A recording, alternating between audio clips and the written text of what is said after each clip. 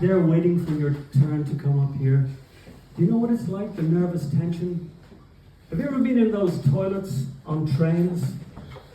The ones with the movable walls? You're never quite sure if they're going to open or not.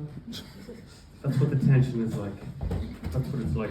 When I was standing back there, I had a distinct impression that there was a vast auditorium here.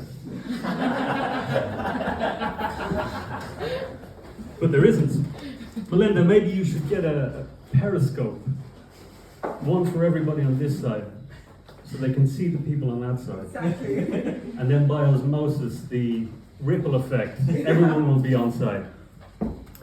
Yes, indeed. I'm going to go where Dave Sheehan and Dave Carney failed. I'm going to try out a riddle. Here we go. You're shaking your head already. There's no light behind your eyes. Here we go. Riddle me this. Puzzles. Men... I'm sorry, I'm going to start again. Women live longer than men. Men do less housework than women. If men do more housework, will women die younger? Answers on a postcard after the show. No reaction here. Just died. Completely. You look like you've got a pistol and a furled up newspaper. No? Nothing. Our friends from India have a story for you, short story. A colleague of mine who was visiting from India. We went out for lunch on Monday, Tuesday, Wednesday, Thursday, Friday. He looked up at me, his big brown eyes on Friday afternoon, and he said to me, "Patrick, is the sandwich the national dish of Ireland?" It's not my first time to perform here, and in my mind I'm beginning to think of it as a kind of residency, like Celine Dion in Las Vegas. Arbano. No, definitely Celine Dion. I invite you now to think of me as Celine Dion, just to improve the gender diversity in the lineup. So that makes it just myself and Anne-Marie. Oh. We're a sisterhood. We're the voice of all women. My first complaint of the evening, ladies and gentlemen. This comes as a tremendous disappointment. The only person to recognize me was John Joe Jacobs, and he was stoned. I want to give you 3 reviews from recent sets. First reviewer, this is all available on Google. First reviewer said, "Best thing to happen to this country since the plantations." Second reviewer said, "If you're hearing him for the first time, I'm jealous." Thank you, Anne-Marie. But definitely a sisterhood, you and I.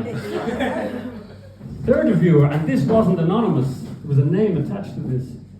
"When I was pregnant," this reviewer said, "I held recordings of his set up to my womb.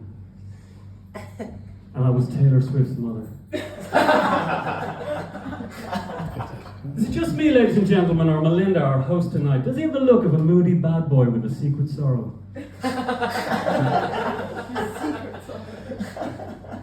Rugged but yet vulnerable? He doesn't, I just like the line. It's so finely crafted.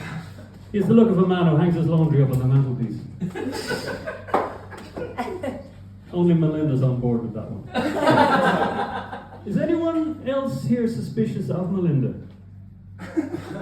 You're looking at me with a blank face. I feel like a child who's come across an escaped convict in a foggy graveyard. Such is the stoniness of your look. Anyone else here suspicious of Melinda? Let me just explain what's going on in my mind. Ladies and gentlemen, the Prime Minister of Ireland, Leo Varadkar, is of Indian heritage. Prime Minister of Britain, Fishy Sunak, is of Indian heritage. The First Minister in Scotland, Yusuf Hamza, is of Pakistani heritage. Melinda's from Sri Lanka. What is he doing here?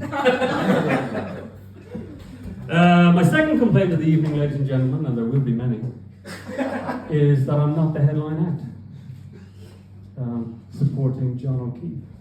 that upsets me. So what I've actually done is I've done a Tonya Harding on the situation. Anyone familiar with Tonya Harding? I'll abandon that. What I've done is I've assaulted John O'Keefe. He's lying unconscious in a heap. So I actually have an additional 5 minutes. No takers on that one. I know it's... Where am I with time? Am I a goner? 1 minute. 1 more minute. I know, ladies and gentlemen, it's something of a conundrum. I have the look of a middle manager for a multinational company. And it's true. I am. But you, in many ways, spur me on to say unsayable things. Things I can't say in the office. Like today I was in conversation on the phone, and I said, listen, I was talking to a client. I said, the first thing we've got to do is cloud migration. The second thing we've got to do is modernize the EOP. And then we can accelerate AI. But here, I can say things like, the Chinese are sneaky.